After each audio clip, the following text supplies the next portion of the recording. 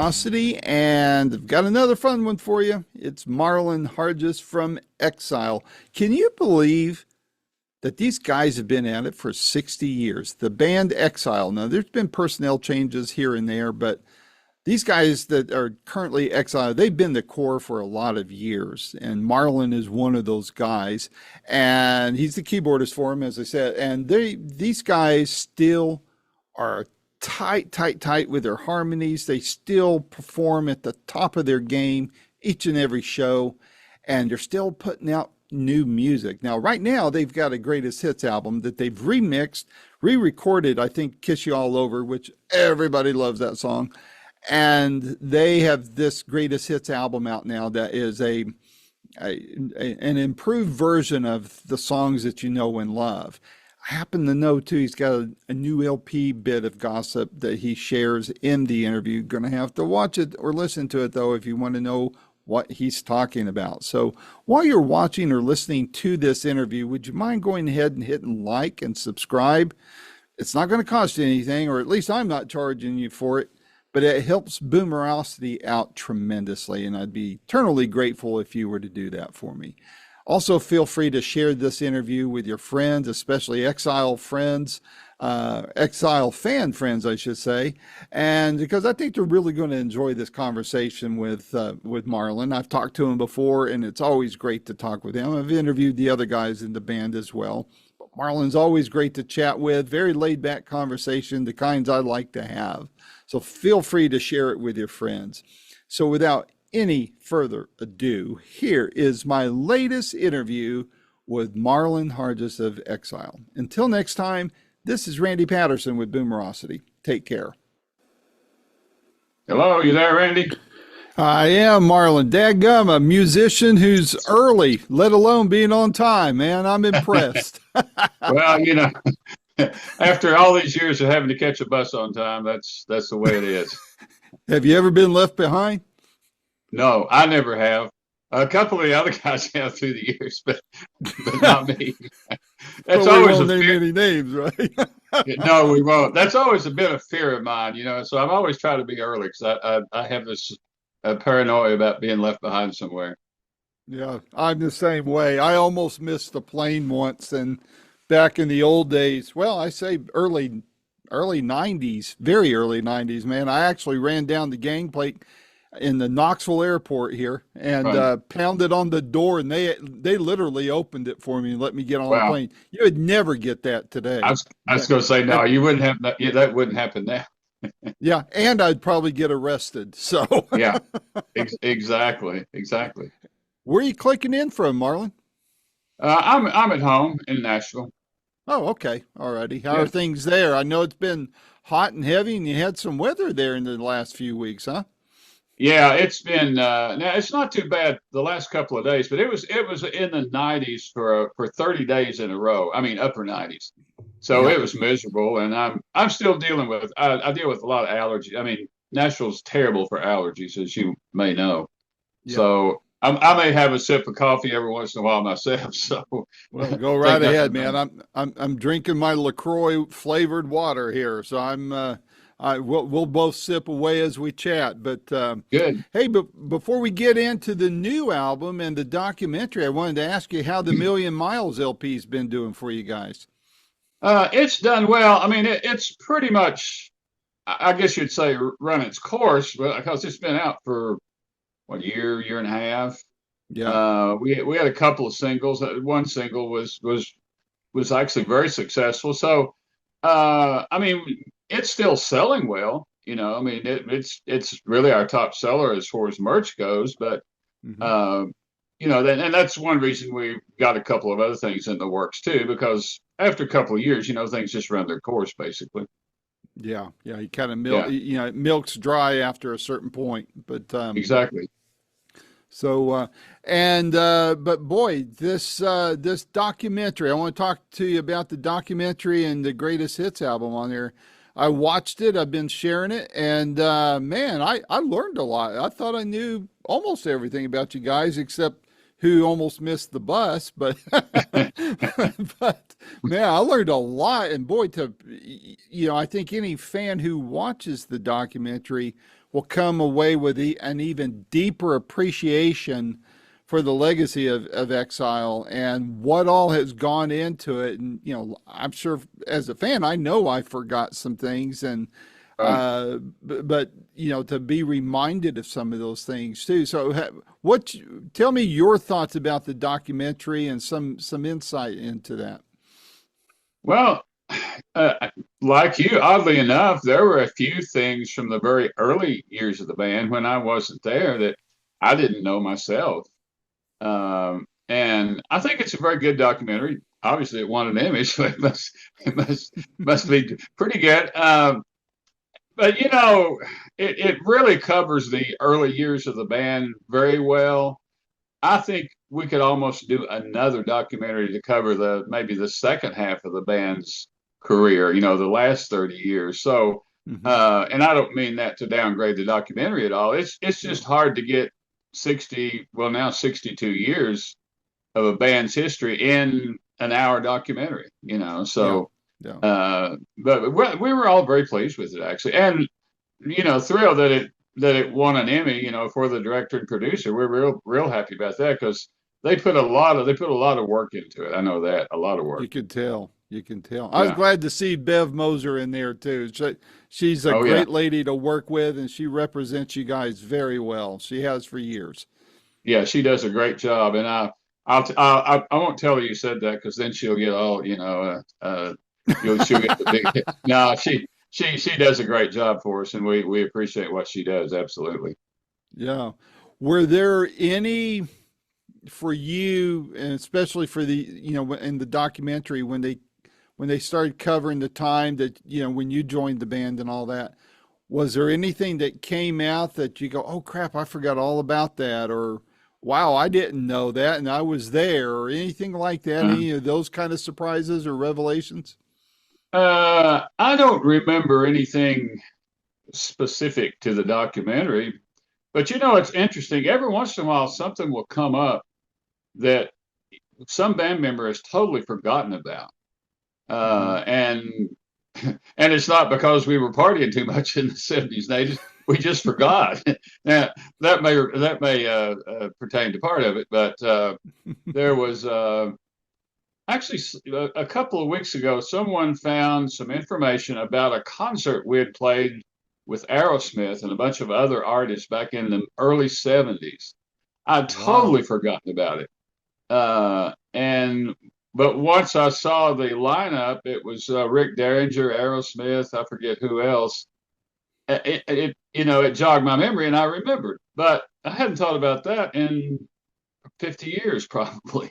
Wow. Uh, there was another about a year or two ago. Something came up about a concert we played with Stephen Stills in the late Wow. 70s in Louisville. No one remembered that until we started talking about it. And then there's a couple of things I remembered about it. So, the thing is, particularly in 78 and a couple of years afterwards, you're so busy and you're just going from place to place. It really does become a blur, sort of. And there's just stuff you forget, until there's something that reminds you about it, which is, it's kind of interesting, and Yeah. also, um, a couple of years ago, we did released an album called the Garage Tapes, and it Hmm. was a bunch of demos that we had recorded back in the 70s and 80s, maybe the early 80s. And in what it is, we found the tapes in someone's closet. I mean, we thought all of those had been lost. And Wow. in going back and listening, there are songs that you record that may not have made it to the album. You really don't remember it until you start listening.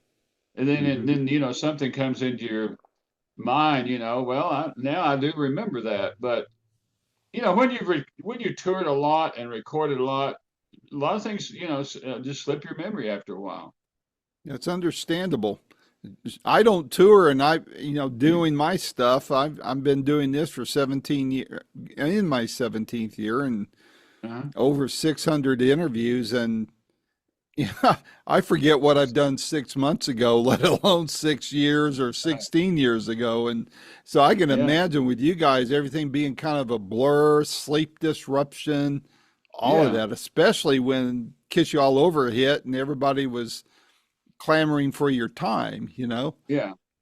Yeah, But I actually it's funny. I just watched a Billy Joel documentary. mhm, I was going to mention that. Yeah, it's actually an unbelievably good interview. But he talks about that you're just so busy that you just kind of get burnt out in a sense because you're literally going day to day. I mean, there were a couple of years we were out over 300 days in a year. So I mean, Wow. you're never home. You just kind of forget where you are, what you're doing. So it's um, you know, I'm not complaining. It was, it all, made us have a successful career, but it's not all the glamour and fun that people think. It could be a little tiring. Oh yeah, I can imagine. It was well, speaking of the Billy Joel thing, I interviewed the executive producer and his good friend Steve Cohen. Oh yeah, And we were talking a lot about that, just the wear and tear on the body and things of that yeah, nature. I don't know, I can't remember if that made it into the video I posted, but they're talking about documentaries and revelations and stuff. I mean, I don't know too many people that could put out a 5 hour documentary about themselves, but for right, me as a fan of Billy's, for that thing to end, I wanted to watch more. I mean, yeah, that goes to show how well that documentary is made. And same with you guys. And I agree with your earlier statement that, I think a sequel to your documentary could easily be made, and fans would eat it up, and I'd sell it on a DVD if I were you guys. yeah, But yeah. was there from watching that though, did you guys come away with some ideas of what you guys could do moving forward? That's a question I've never been asked. Um, Short answer, no. I mean, I mean, Nothing wrong with that. um, yeah, I mean, I guess the point we got from or at least I got, and I guess one of the points of the documentary is it becomes a family. I mean, we basically, I think individually as we joined the band, we didn't have a plan B. In other words, there was nothing else we wanted to do. In other words, that at a certain point in our early careers, I know it struck me maybe early 20s, even before I joined Exile. This is what I wanted to do. I wanted to be a musician, and it becomes a part of you, and you don't. Maybe you should have a backup plan. And frankly, if I were to advise a young musician, I'd say, yeah, have two or three backup plans. Uh, because there's a lot of downs as well as ups. But we always had this feeling with Exile, and when I joined, that we were gonna do something. There was always this gut feeling, and that's why we kept struggling. And really, right up to the time of Kiss You All Over, there were a lot of times we were basically starving. I mean, we were barely getting by, but we kept going, and we had this belief that it's right around the corner, and it is going to happen. And Mhm. thankfully for us, it did at a certain point. Well, and that seems to be the common ingredient with anybody who does make it big and has any kind of longevity. There are those down times. There are those points of doubt and Yeah, wondering if you should throw. I mean, Joel mentioned it in the documentary for him, that he almost threw in the towel on all that. And it seems like right, always perseverance is the other ingredient that makes it all happen. Very right, rarely do you hear of anybody who finds instantaneous success. right. It does, especially if you're going to try to do business in Nashville, right? So it Yeah. makes it a little tougher. Um, one of the one thing I noticed about you guys, I mean, I've always sensed it from you in interviewing each of you over the last several years. But I've been very sensitive to it with other bands and other artists, and that's, in their stories, it seems like I've interviewed the guys from Credence. Yesterday I talked to Don Felder from the Eagles. I've interviewed Jonathan Cain from Journey. I'm not trying to name drop. What I'm mentioning is, oh, and Dan Peek. I interviewed him before he died. Each of those people were involved in situations where there was just horrific conflict within the band Uh-huh. and a long lasting after effect. And Yeah. even so much so that recently I edited the interview with Dan Peek from America because it was the last interview he ever conducted. And I was, however you want to look at it, fortunate or unfortunate, Yeah. to have been the one to conduct it. Right. And even then, I won't name names, but there was a certain prominent individual, not in America, but elsewhere, who took some issues with what was said in the interview. And I was the one that said it. It was Dan, Right. but still, it goes to show that with bands, there can be terrible, terrible conflict. And with you guys, yeah, there's been, personnel changes over the years, but Right. it seemed like you guys have always, regardless of where you're at in the career curve, you guys get along exceptionally well. I didn't sense that there was any kind of undertow. Was I missing something, or is that an accurate No, statement there? I think you're right. I mean, back in the 80s and so forth. I mean, various members, including myself, left the group for periods of time. But it wasn't what I'd call a knockdown, drag out fight situation. It was just Right. wanting to do something different. And when you're so busy and traveling so much, you get on each other's nerves. But nothing ever like the Eagles or Creedence or anything like that. And the interesting thing, the five of us who I consider the core group, core members of the band. There have been member changes throughout the years, but the five of us have been sort of consistent. Um, when the five of us sort of reformed, which has been what 16, 17 years ago, which was supposed to be a one night show, by the way. Um, Been a I long think, night. yeah, it's a really long night. Uh, I think any disagreements had kind of gone by the wayside, and we basically get along very well. I mean, we'll have little, I wouldn't even say arguments particularly. We'll have disagreements, but maybe we're lucky. We just get along, and as you get older, you just learn. I always say, don't sweat the small stuff, and it's all small stuff. Yeah. To quote Well, Johnny and I think Cash. yeah. And as we get older, we realize things that are not important. Yeah, We either realize they're not important, or we learn to pick our battles a lot better. And for yeah. me, I pick a lot fewer battles. And That's me. It's just not worth it. And to talk about a point you made earlier, I think being part of a band, you may individually get really depressed every once in a while and think, well, maybe I should just hang it up. But there's always another band member who will, kind of talk you down, as I say. And as opposed to being a solo act, you were talking about Billy Joel, I think it would be much more difficult. But as part of a band, there's always someone to kind of, show you the other side of things, yeah, or sympathize with you, or you can vent to them. So that's one advantage. I mean, I think each of us would say we never really wanted to be solo artists. We always wanted to be in a band, and I think that's part of it. Um, you have to have a certain mentality to be part of a band. I mean, as corny as it sounds, it's like a family. You have yeah, to be able to get along with people. So we're all really good band members. I think is what it comes down to over the years. yeah. What would you tell other bands is Exile's key ingredient in keeping the internal harmony? I mean, you guys have perfect harmony on stage, but it seems like you have near perfect harmony on the tour bus, so to speak.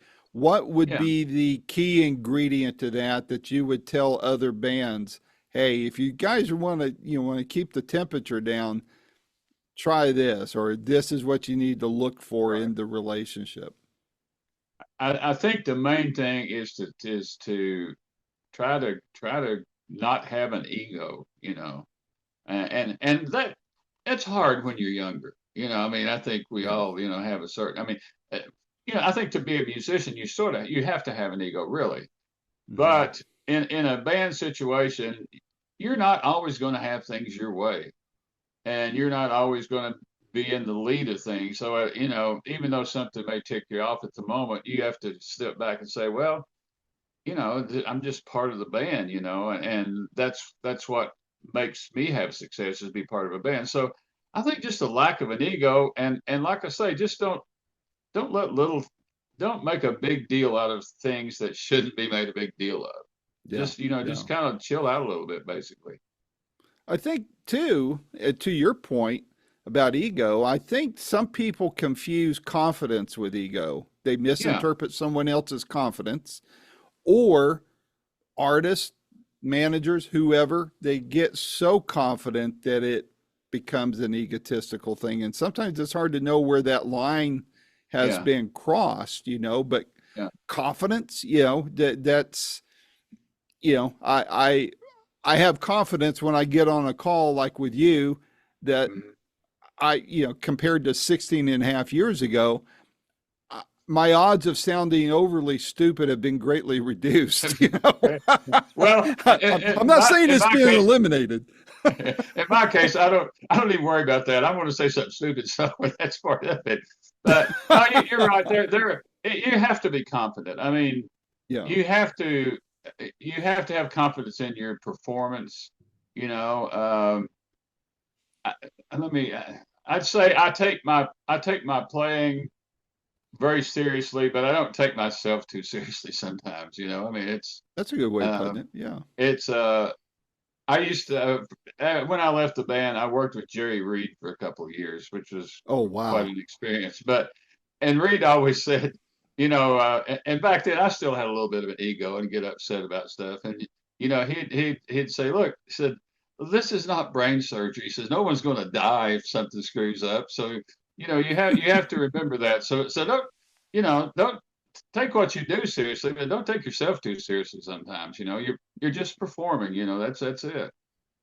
I'd forgotten that you had worked with him, and I've been asked from time to time who is no longer around that I would like to interview, and believe it or not, he's near the top of my list because Yeah. I mean, the songs he wrote and even his acting, Yeah. I just he's somebody. I actually worked with a guy who was from Kentucky early in my high tech career, Uh-huh. and he loved moonshine. He'd go home on break over the weekend, bring back the moonshine. And I won't say his name because I don't know if that's legal where he's at now or if he's even still alive because this was Right. 40 years ago. But he was a dead ringer for Jerry Reed and even sounded like him. I Really? thought, boy, he could have been a body double for Jerry. Yeah. Maybe give Jerry plausible deniability at times. I don't Yeah. know, but man, this that to me, Jerry was an icon in my mind because I loved Oh his yeah. style. I loved his songwriting, and even when other people did it, I could hear a song that Elvis would sing, and I'd go, "That's got to be a Jerry Reed song." Right. It Right. just it has his thumbprint on it. And what are your best memories of Jerry? I wasn't going to ask you this because I'd forgotten Yeah. it, but since we're talking about him, Just that he was a very interesting guy. Jerry was a lot. Jerry didn't have a lot of formal education, I don't think. He grew up very poor, from what I understand, but he was a very intelligent guy. He read constantly. He was an avid reader. Uh, Very smart guy. Um, he could be a little moody, to be honest about it. I never had any issues with him, working with him or for him. But he was just a great entertainer. You know, uh, on stage, he would, and I think it's a little unfortunate that when I was working with him in the '80s, by that point, people thought of him more as a movie, as an actor, and maybe had forgotten his musicianship. But and a lot of his songs were, I like what would you call them? Maybe not.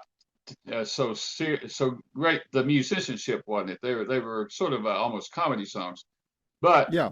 that's the only negative I would say because he was just such a brilliant musician, and everyone in the business knew that. A lot of the fans, I think, just came because he was entertaining, and he was entertaining. He was extremely funny on stage. We might spend half the show with him just talking about stuff, which could be a little boring for musicians, Yeah. but the crowd loved it, and that's really what it's all about. So Yeah. he was an iconic guy, and I feel lucky to have been around him, for a couple of years. It was very very interesting and a lot of fun. Yeah. I can only imagine. I miss the guy, and I just the I mean, and in his movies, like you said, my goodness, he was a hoot in Yeah. those. It was almost like his songs put to life in some ways. Oh yeah. But Yeah. Great that's cool songwriter. that you got. Yeah. So, last question about the documentary. What's been the feedback you guys have been hearing on it so far? Well, it's been really good. I mean, it's been out for a while, and I don't know that we've had, and actually since it won an Emmy, we've obviously getting a lot more feedback about it. I Right. think particularly I'll particularly what I call our hardcore fans, in the Kentucky and the Indiana and Ohio. I think everyone was really really interested in that and really really dug it. Now it's only generally played on PBS in the Kentucky area, but it's available here and there in other parts of the country. And frankly, we haven't had a lot of feedback from other parts of the country, so I don't know. But I don't know of any negative feedback. I mean, no one's come up and said, "Well, I hate that thing," which they're probably not going to say that anyway. But just really good feedback, and uh, you know, we would like. I don't want to get into this too much, but you mentioned being able to have a DVD of it. We don't have that right yet because it actually belongs to PBS and KET. But at Oh, some okay. but at some point we would like to get the rights to be able to sell that, and just if no other reason, just to have it be around for years and decades or whatever. Right. Yeah. Yeah. Well, maybe in the meantime, share it on your website because I Oh saw yeah. the blurb on it when it first came out, and then I forgot to hunt it down to look at it, and then Yeah. in recent weeks, Bev shared it with me, and I've been sharing it out Yeah. there Good. for friends to see, and I mean there's no passcode or anything. I mean it's there for the world to watch, so I want people to hear about it. So Yeah, and of course, when it first came out, it got a lot of sharing here and there. And as I say, I think it kind of had run its course, but now there's definitely a resurgence of it, yeah. because of the Emmys, and again, we're tickled to death, so very happy about that. Well, tell me about this greatest hits album. What brought that on? What Why prompted why to do it? why the hell did we do that? Well, we we had recorded a a greatest hits album. I think it's about 8 years ago, and we weren't totally happy with the fidelity of it, I guess you would say. Technically, and again, things have changed a lot technically since then. So we thought we'd like to go back and remix it, remaster it, tweaked a few things, not a lot, and then we actually re-recorded "Kiss You All Over" Hmm. because we weren't real happy with the cut that was on there. Uh, I mean, we didn't think it was terrible. We just thought it could be a little better. So the point was, we wanted a greatest hits project that we were really happy with, fidelity wise and mix wise and all that sort of stuff. So that was the whole point of doing it, and we're very happy with it. I mean, if you go back and now it basically has the same songs that was on the greatest hits, whatever 8 years ago or whatever, but it's just a much better recording of them is what it comes down to. Gotcha. And if you were to play the two side by side, you could tell a big difference. Just Yeah. the fidelity of it, and we added strings to a song or two, and maybe just a couple of things, but that was the whole point of it. We just wanted something that, you know, decades from now, we can say, well, you know, well, I don't know if we can, but someone can say, well, Somebody we're will. somebody will. Hopefully, my daughter or grandson will say, well, that's pretty damn good, you know. So, Yep, yep. but that was the reason for doing that. We just wanted to kind of better what we had done before, and we're actually really happy with the way it turned out. Something that I've been asking different artists over the last couple years, or especially the last year, with all the news about catalogs being bought, and now that's on one side. So big deep pockets are winding up owning Right, certain aspects of the catalog. I realize there can be some navigation of certain rights that don't get right, handed off. Artists can, a lot of right, complexity there. But bottom line is, some very deep pockets wind up controlling a big chunk of catalogs from all the different genres. So there's that right, taking place, or has been. And then on the other side here, on the technical side, you have AI starting to really start getting involved in certain things. right. A two-part question for you is: has either of those two events affected Exile much at all? And secondly, what are your concerns looking forward? How either the control of the catalogs or the use of AI, how it could impact Exile specifically, and the music business in general. From as a musician, as a creator yourself, Right. what are your concerns about, if any? Well, we've had some discussions over the last 2 years about, you know, uh, basically, you know, selling our catalog. Now, that's not pertaining to the writers, you know, selling theirs. That's kind of a different deal. You know, we've got great songwriters in the band. The writers' rights, that's a whole other thing. But as far as Right. selling what I refer to as a mechanical catalog, we've had some negotiations. So far, we haven't really had anything work out that we've been real happy with. Um, I don't think anyone has a problem with selling your catalog. You know, um, depends on how much you get for it, really. Right. Um, and you know, when you get to our age, there's nothing wrong with getting a big chunk of money to put aside, you know, for your heirs or whatever. So I don't think anyone has a problem with someone selling their catalog if they want to. The AI thing, it kind of bothers me personally. Um, I mean, the stuff, the thing is, it's to the point now, you don't know exactly if you're listening to the real thing or not.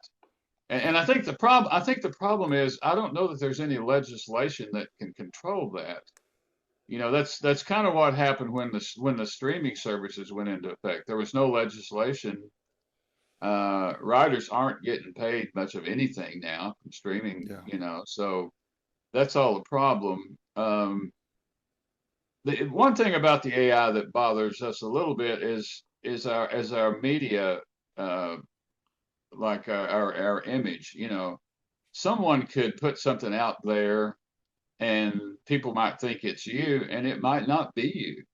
It may Hmm. be a totally generated image. So I don't I don't think we're in the limelight too much to affect us at this point. But that's one danger I think is you know you can't believe what you see anymore.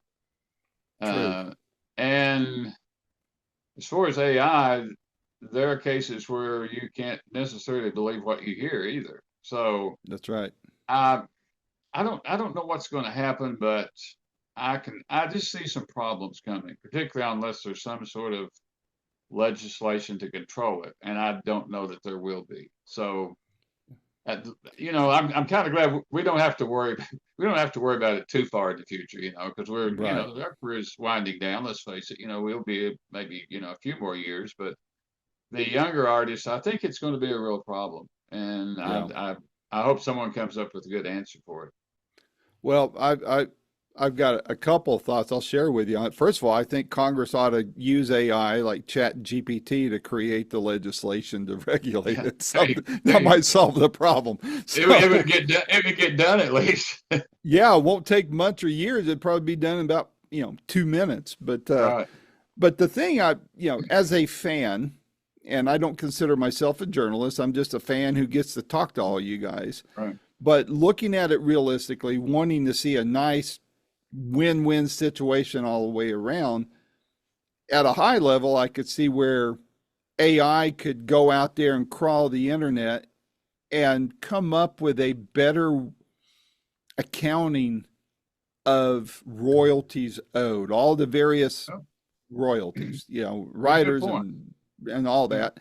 That's theoretically possible. I think it's there to be done today. I don't think there needs to be anything but a couple of programming tweaks and some Right. enterprising person offering that as a service, or there's a higher level, more centralized, ASCAP type of thing that does Right. it for everybody. So Good that could point. work out well. My Yeah. suspicion is that'll come to play after all the catalogs have been bought up and all the big boys are owning it. Then miraculously it'll happen. Yeah.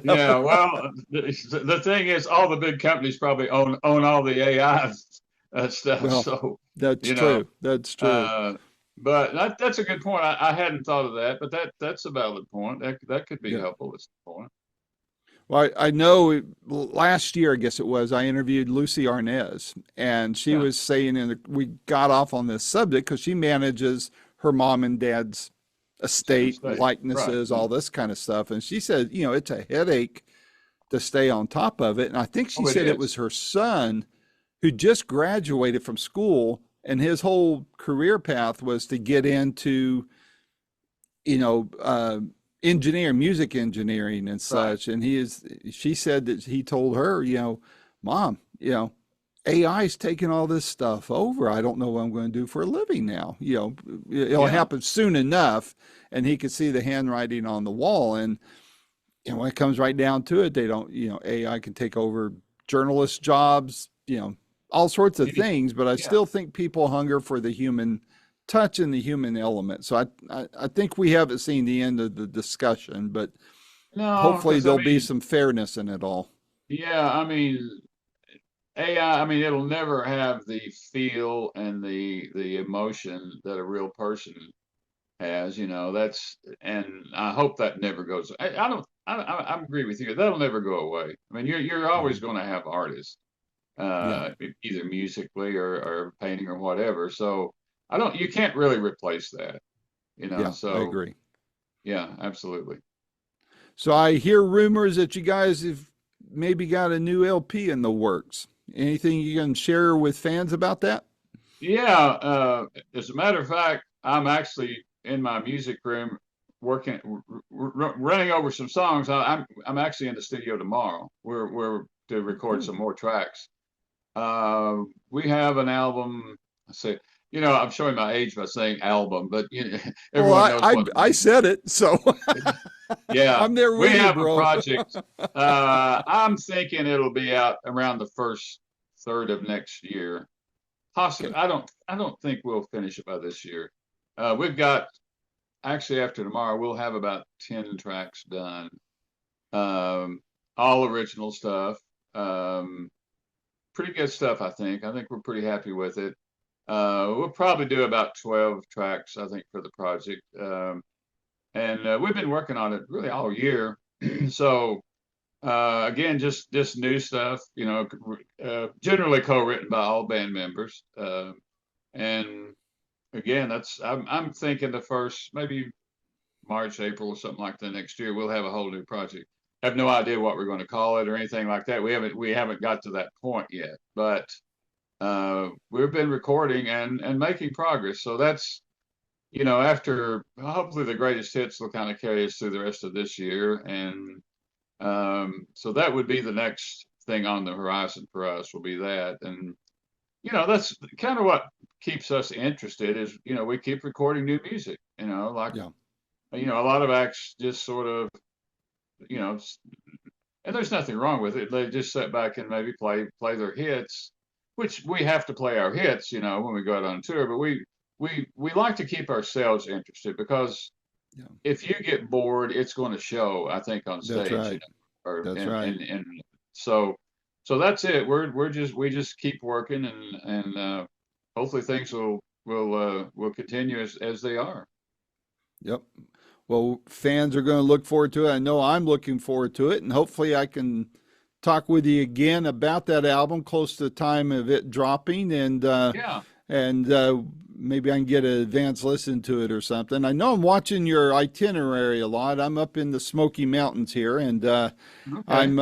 I've seen you once, and it was in Nashville just before the shutdown. But I'd love to see a full blown concert of you guys. I haven't done that yet, but I'm watching your itinerary to Yeah. see when I can make that item on my bucket list get Well, checked off there. You know, so yeah, I'm trying to think. I don't know of anything right offhand where we're over there. I think we're in the maybe the Carolinas later on. I don't know how close though. I don't know what part of North or South yeah. Carolina, but yeah, you know, we used to play over in Dollywood or that area once or twice a year, but for some reason we haven't played over there for a couple of years. So, I think they just um, changed the theater that they had there too. They've got a Bubbles show there, believe it or not. That's actually pretty cool. But and uh-huh. I'm 2 miles from Dollywood, so Oh, okay. but like I said, I keep an eye on your itinerary, and if I could get within, I'm my dad's caregiver, so I can't go too far without I backup got you. help. But I want to catch you guys and maybe sneak backstage and Oh, absolutely. shake hands Yeah, with y'all and all that. it, But we'd love to see you. And you know, we're as you can see, we keep fairly busy. You know, as yeah, we at this point we don't want to go out and work 300 dates a year. You know, nah, maybe no, 50 dates a year because it's one it's thing. hard. It's hard, and I'll be honest, I don't enjoy the travel of it anymore. You know, I hate to see a tour bus pull up. I have no desire. I have no desire to spend a lot of hours on a bus anymore. But once we get to the show, we actually still love performing. You know, that's the part of it. But you know, as you say, you spend 22 hours to do a 2 hour show. So, uh, but again, I'm not complaining, but that's just the way it is. So Yeah, we still work about as much as we want to, basically. I was just I've done a bunch of interviews the last 2 weeks. I think it was Don Felder yesterday, but it may have been I interviewed three Elvis tribute artists too, which are phenomenal. Yeah. But they're one of them said, I think it was one of them, one of those four guys. We're talking about saying that we don't get paid to perform, we get paid to travel.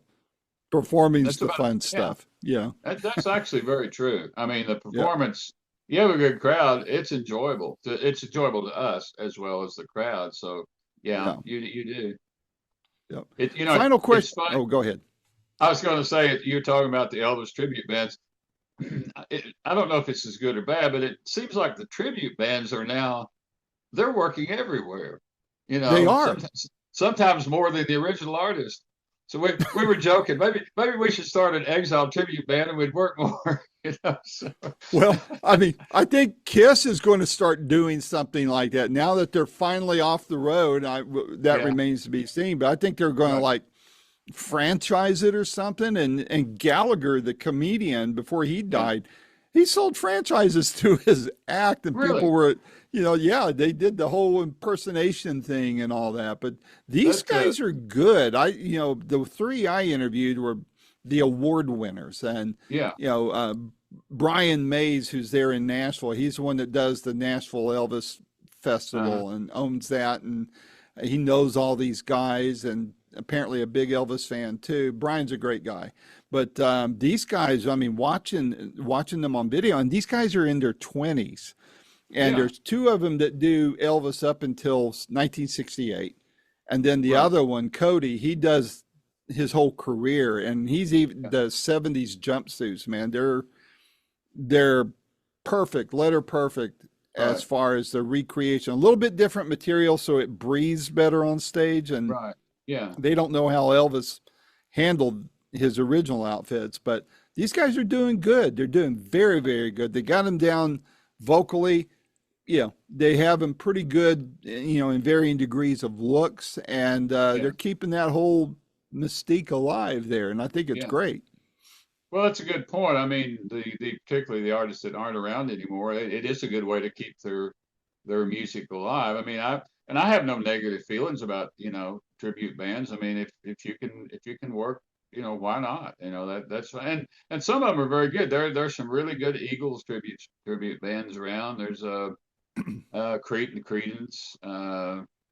There's a band that we've run across called Toast, and they're a bread tribute band, which I I think hadn't is heard of that. I think is hilarious. But they're very good and they're very popular. We did a rock. It was called a rock and romance cruise.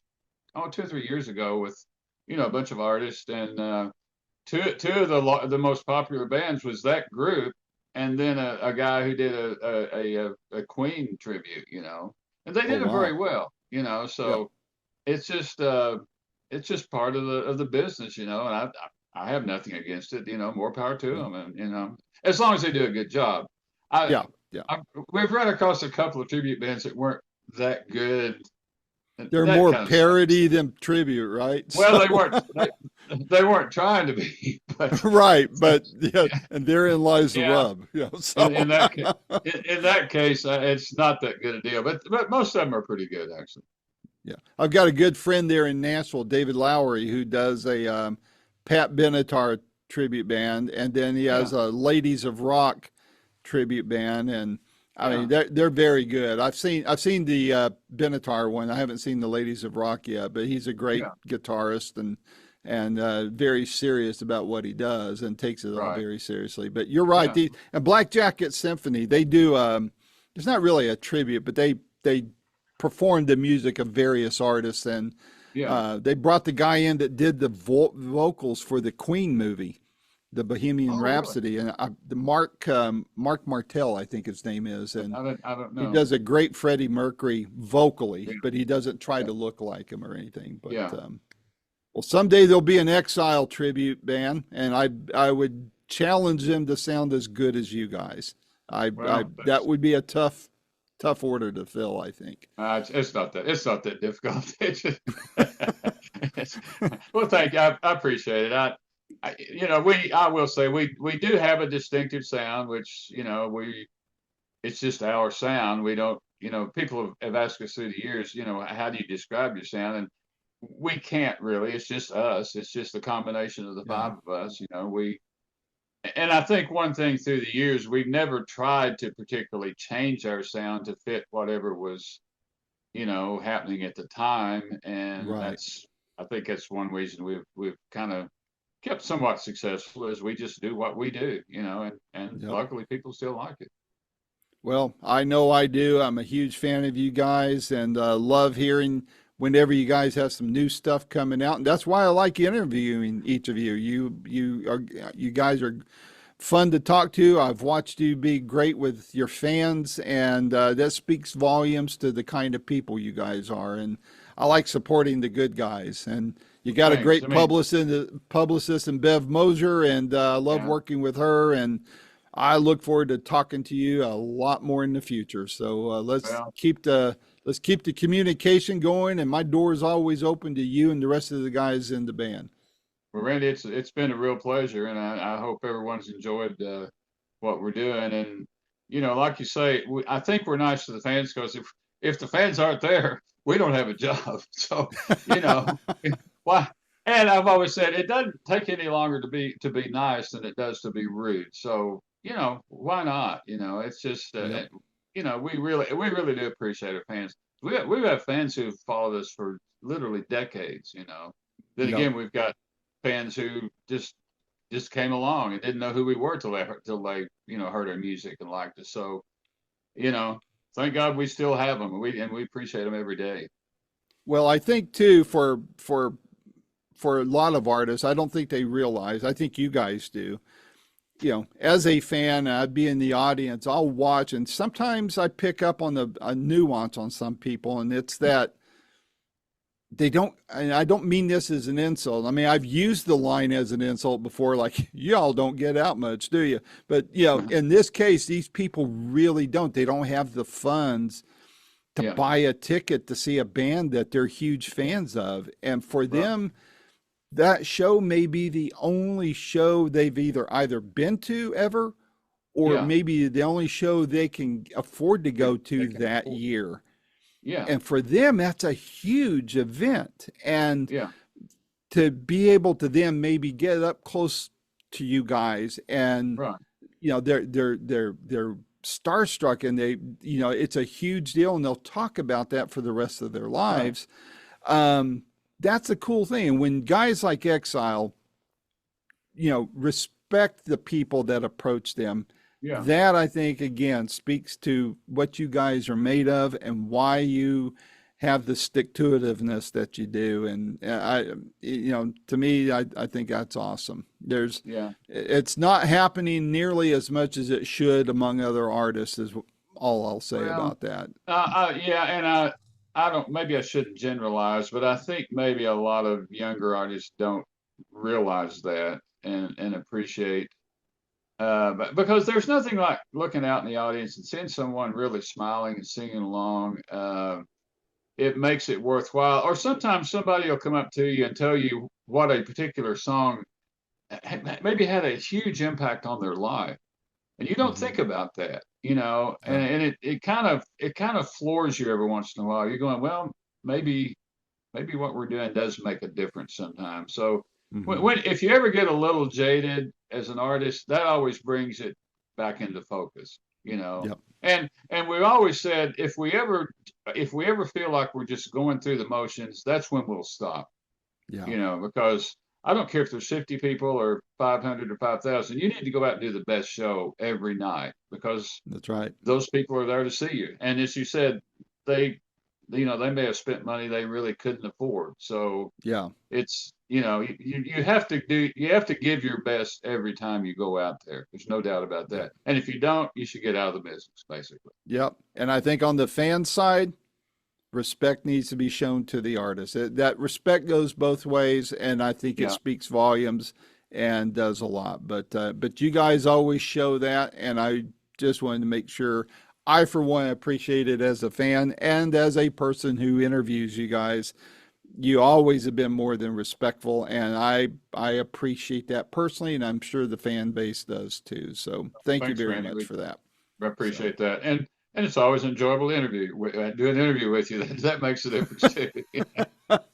I'll try not to change that. I'll try to make sure that's always Yeah. the case. Yeah. Try not to So, screw that up. yeah, well, I'm getting older here, Marlon. I'm turning 66 in October, so that Yeah. I hope the wiring doesn't change up here. So, Yeah. I don't think so. I think you'll be fine. all righty. Well, look, I look forward to talking to you when the album gets close to getting being released, and again, try to catch you at one of your shows. In the meantime, stay healthy. Tell the guys that said hello, and I look forward to chatting with you again next year. All right, Randy. You take care. Have a good rest of the day. Now I'll see if You I can too. figure out how to turn this thing off. You can I always guess hit the you do. power button. Yeah, Yeah, I'll exactly. hit it on my end here. So All right. take All care, right. Take Marlon. care, Randy. We'll see you, buddy. Bye bye.